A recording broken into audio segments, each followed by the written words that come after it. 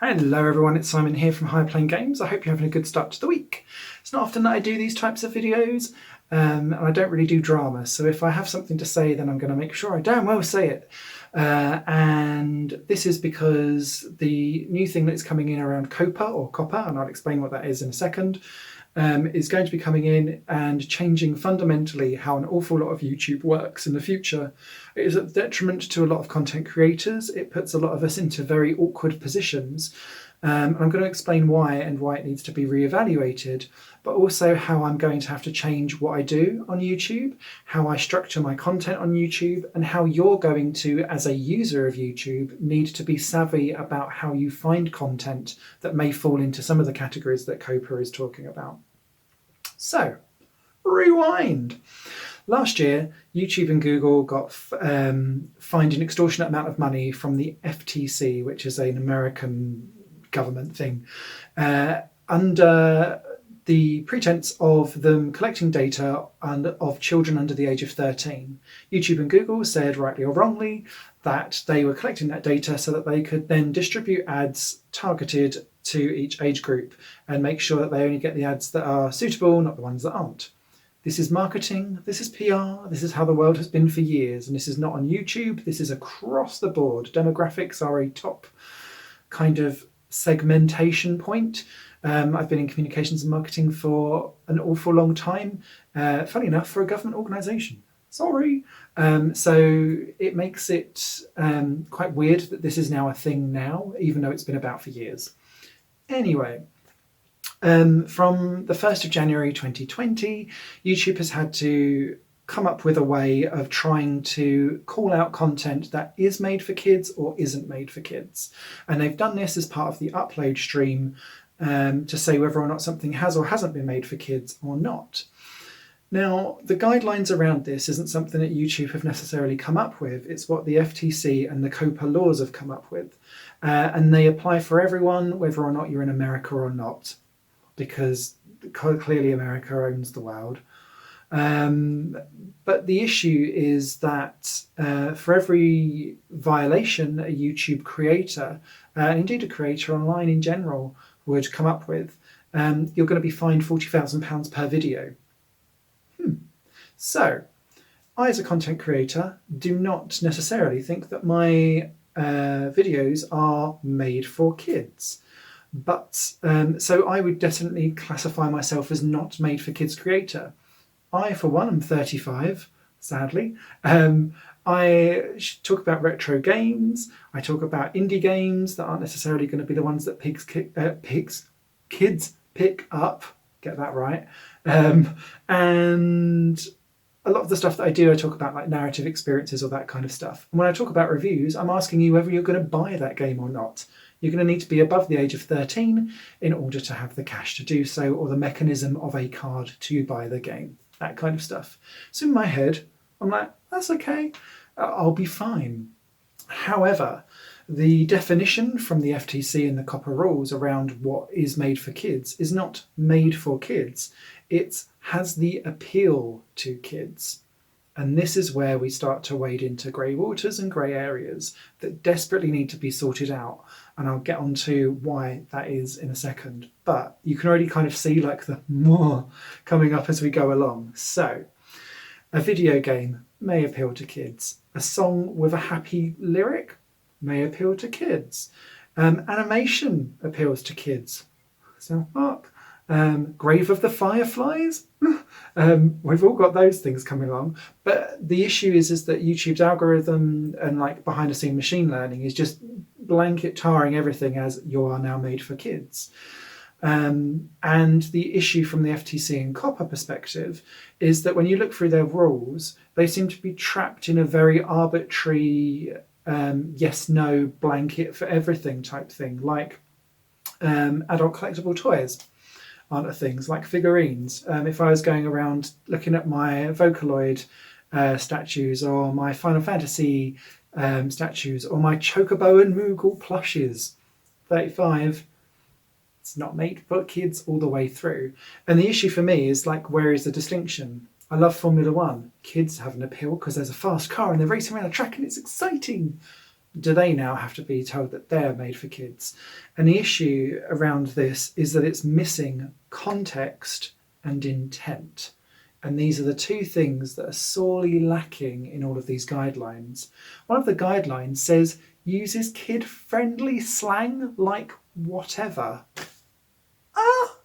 That's like when, do you remember when there was a company that started to try and copyright certain words of the dictionary? No, it doesn't work like that. But the issue, and the reason why it's such a scary prospect, is that YouTube have kind of done their, we can't do anything because these are the rules, and you have said on your best guess whether or not you are suitable for kids or aren't suitable for kids, and we'll kind of flag things that we think are like no-brainers. Fine. But then they back off. They've had their fine. It is now down to the content creator. And for every video that you get wrong, you're going to be given a £40,000 fine. But my intent and my context is that I'm talking to retro gamers who comment all the time, oh my God, this was my childhood. So Parappa the Rapper and I'm Jam-a-Lammy, that kind of stuff. We're all now in our late 20s, early 30s, early 40s, some of us, from when we played that game originally. And when I look at my demographics on YouTube, that is all the people that watch it. Like the vast majority of people watching all of that content is of that age group. But it's an animation, it's a video game. It's got funky songs on that are simple and appeal to kids. Therefore, it will be deemed as being made for kids. Therefore, I've then got to mark it as being made for kids, or for every video, I get a £40,000 fine. So for the Let's Plays of those videos, I've broken them down into, so like Parappa the Rapper Run. You've got the 6 main levels, intro, outro, it's like 8 videos. 8 times 40, you do the maths, because it's in the middle of the evening and I'm quite tired. It's been a long day at work. Do that again from Jam-a-Lammy, that's got 8 stages. And multiple different playthroughs. Soon I'll get hit, and it's just, there is no context to why, no context taken into account, essentially, for why this is all being picked up. The other issue is that if you are deemed as being a channel that marks, that does content for kids as a whole, you will lose your community tab page. You will not appear in search engines and search terms.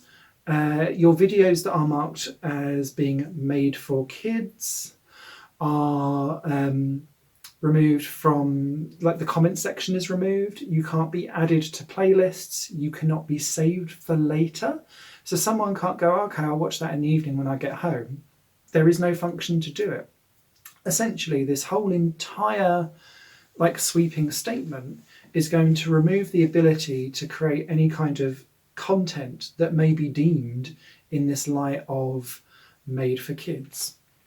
Now, I'm not a big YouTuber. I don't get tons of ad revenue through, but I get enough that allows me to pay for the websites that I run elsewhere with music and the games website and stuff like that, to cover the website costs, because that's like £400 a year that I pay for that, and the YouTube ad revenue covers that, which is fantastic, and I really appreciate the people that sit there and watch the ads. Maybe click on a few. If your content is made for kids, you can no longer have targeted ads, which is fair enough, I guess, but 90% of the ad revenue that comes through YouTube is targeted, because you aren't, as a business, going to logically spend your money just going, I'll throw it out into the ether and hope for the best.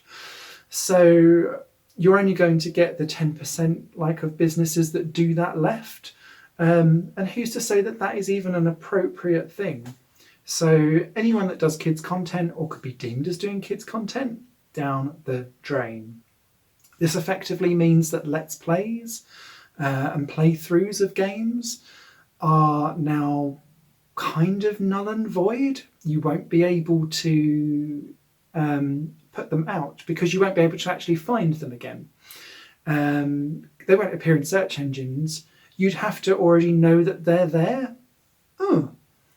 So, not only that, but where I was looking at future content of other channels that I was looking at getting into, one of the things that I've been talking about with, funny enough, other country government departments and things like that, was to be looking at a whole like online educational platform, and like completely separate to all of the stuff that goes on here with games and the music and stuff. But that now kind of doesn't seem like a viable option because it can never be found. So, and then you can't promote that content out because it's made for kids. So essentially, we've now been pushed into a monopoly where people can't find the content unless it's there, but you can't promote the content to show that the people that it's there to begin with. You've got to almost foster that community off YouTube's platform. In my head, this is how I'm thinking as a communicator and marketeer, that you'd garner that lost my train of thread. You'd garner that audience offline and then bring them to YouTube, but tell them not to stay there because you'll be lost. The only way how your videos can be found is if someone subscribes to you and then you find it in your subscription feed, and that to me seems really, really poor. The other thing is that because the FTC can completely decide what they think is or is not made for kids, it doesn't actually matter what I think. If someone up there goes, well, that's a cartoon, it's got a funny voice, it's made for kids, why does their context and intent matter more than mine? So this is essentially what I've put down in writing to the FTC. This bill is open for comments because they're still trying to structure it all, which feels like 15 years too late. But I appreciate that they're actually looking into this because essentially my worry, not necessarily for me and my channel, I have a full-time job, I'm not going to drown, but it is going to absolutely stunt any growth that I have on this platform and this channel. So I will be looking elsewhere, unfortunately. My time for having YouTube as a central place for gaming content is now over as of the 1st of January. But the issue is much wider than this. It is about making sure that they've essentially, in one rule, wiped out any incentive for creators to get into the educational space, to be able to allow children to be informed about what's going on in the world around them in an engaging and interactive way. Because as soon as there's a child actor or an animation, and where I work in the UK government, we see massive correlations between being able to animate something into like an infographic style of video, and that sees massive engagement, but also inbuilt learning, because you're seeing something visual, and if you back that up with something that's like then an actual task to do afterwards, boom, boom, boom, that person learns that skill, puts it into practice, and it's learned, and they continue on. There is no incentive to do that anymore, and I think it's really, really short-sighted that because of the inability to put in any kind of context or intent into these rules that feel like they're purposely written to catch you out under a catch-all blanket. It's a real shame. So, what does that mean for high-playing games on YouTube? I can't go on the way how I've been going on for the last 11 years. I would probably say that almost all Let's Plays for anything that vaguely looks cartoonish will end up having to probably be marked as made for kids, even though it's not. I can't afford to take the risk. Just one of those videos would bankrupt me for a very long time. It's a life-ruining fine for just one video. I've got over 3,000 on here. What are they going to do? I mean, I'll sell my PS4. Oh, that'll pay for 1 second of advert. The risk well outweighs the benefit of getting £40 a month YouTube ad revenue.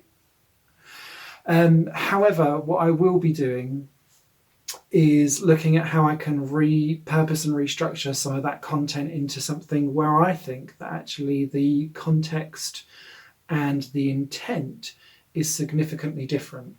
So, like, a lot of people have come to this channel from me playing PS1 and PS2 games. and racing games, to be fair. That's the kind of like the 3-tiered mark. So anything that involves, so like your Parappas, your Jamalamis, the SpongeBob SquarePants games, those kind of things, we're all in our 20s and 30s. They don't care. So they will be marked for kids. You will never find them in search ever again. You won't be able to find them in a playlist because that playlist will be deleted because it's got my made for kids on it. You won't be able to comment on that video because the comments will be shut off. I will not be able to know whether or not you even liked or found that stuff useful because it will be turned off.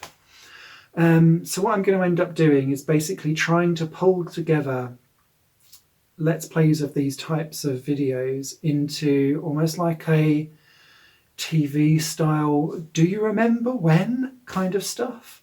Because what I would like to try is to really home in on where this context and intent from the creator is. So if I talk to you all like your 25 to 35-year-olds in between levels or something like that, to kind of say, do you know what, do you remember when, blah, blah, blah, blah, blah, and then show you the level, and then we can like have a chat about it, and I'll get some mates over who've played it before or something like that. That's kind of where my thinking is for the moment.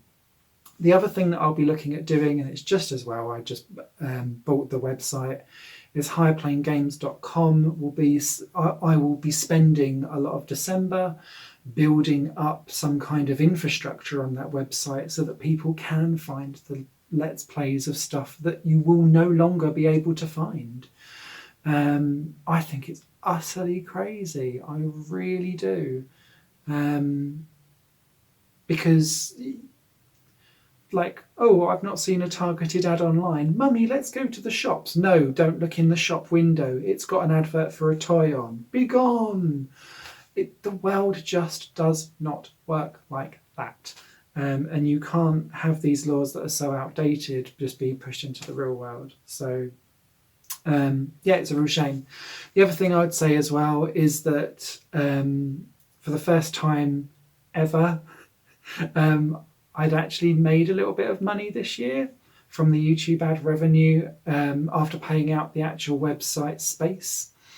That is now going to absolutely tank by all accounts. YouTube have gone on record to say that these videos will receive very little ad revenue, if any at all. So it's not necessarily a plea, but I run a Patreon campaign for a reason. I want to make that as good value for you as possible. It starts from $1 a month and gives you access to all kinds of different content, not just on here, but also on other platforms and other things that I do elsewhere as well. I personally think that at $1 a month it is incredibly invaluable to help supporting independent creators. I don't think now is the time necessarily to be promoting that. However, if you did think that that would be useful and you could support me, it would go an awful long way, because I won't be able to afford things like this, or the light, or the stand that's barely holding up the camera and I'm waiting to buy a new one because the leg's broken on this. And so much of the plans that I had for 2020, they won't happen now. They can't happen. I will be fined for it, or you would never find it in the first place. What an absolute shame. What an absolute shame. And what an interesting way to censor creators and the world that we live in, by being so binary into a yes and no, and my opinion matters over yours. So yeah, real shame, real shame. I hope something works out and that things get a little bit easier and more clearer and better. So far, YouTube have just said, consult your lawyer. Don't have one. I can't afford one. What do I do? So yeah, what would I say to you as a viewer? The first thing as a viewer, I would say make sure that you also put in writing, as part of the open kind of discussion that's going on around this rule.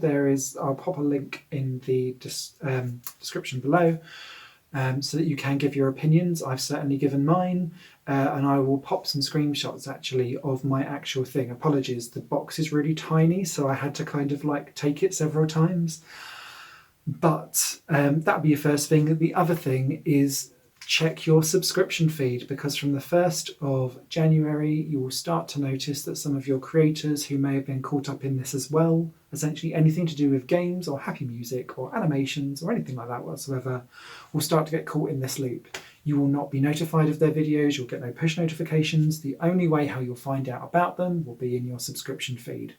YouTube are already mucking about with that subscription feed as it is, not displaying the full amount, because they're trying to I feel like they're trying to negate the, oh, look at you, you've got loads and loads of subscribers, like the need for subscription. I feel like subscribers and a subscriber count will be one of the next things to go on YouTube, just from the feelings that you get from some of the videos that you watch and some of the people you talk to. And yeah, it's just a very difficult time, I think, for creators. YouTube platform and just being able to get out content in general. Completely understand that COPPA and FTC are trying to do their best and their heart's in the right place. This just isn't the way to go about it. Also, really, Mama, I'm a princess. So, apologies. I hope that wasn't too boring and depressing. I'm going to have a takeaway tonight because it's proper made me miserable. And I've been researching this night after night for the last week. And I can't see any way out. So I'm really sorry. The way it is. Cool. Take care all.